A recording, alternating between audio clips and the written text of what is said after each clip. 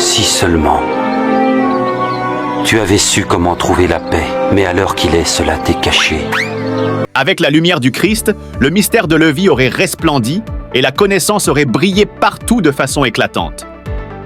Le monde, alors, ne serait pas tombé dans le christianisme mort du catholicisme romain. Nous nous serions délivrés des horribles ténèbres de l'âge noir. Malheureusement, le peuple élu a échoué et toute l'humanité s'est enfoncée dans l'abîme. La terre trembla terriblement et le voile du temple, ou du Sanctum Sanctorum, se déchira.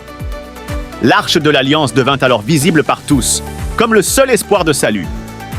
Vous serez très surpris en regardant jusqu'à la fin. Ne quitte pas la vidéo, nous allons déchirer le voile du temple. Vous suivez la fondation Yehoshua, le portail de votre éveil spirituel. Abonne-toi aussi à ma chaîne Pasteur Josué Bakatumana pour le salut de ton âme.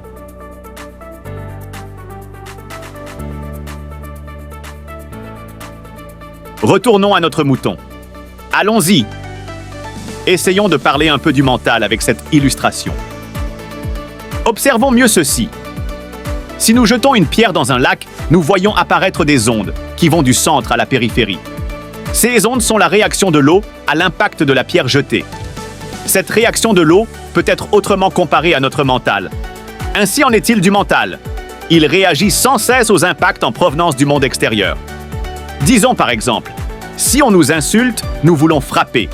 Si on nous tente, nous réagissons par la passion charnelle. Si on nous flatte, nous sourions d'aise. Si on nous blâme, nous répondons avec violence. Il faut donc dominer le mental avec le fouet de la volonté. Nous devons monter sur cet âne pour entrer dans la Jérusalem céleste. Ainsi, nous comprenons que le mental est comme l'âne, lequel, si on le frappe, marche plus vite, sinon il va plus lentement. Ainsi, seulement serons-nous dignes de recevoir le corps de la libération, élaboré à partir des atomes les plus purs. Le corps de la libération a une apparence christique et il est le nectar de la perfection. Ce corps remplace le corps physique. Il est fait de chair, mais une chair qui ne vient pas d'Adam. C'est le corps des hommes paradisiaques. Ce corps n'est sujet ni aux maladies, ni à la mort. Ainsi donc, dans la scène des rameaux, il s'agit en fait d'une ânesse, distinction qui n'est pas sans importance. Dans le mythe du faux prophète Balaam, le rôle de l'ânesse est nettement bénéfique, et l'âne ici est le symbole de la connaissance. Que Dieu te bénisse. Reviens demain pour la suite.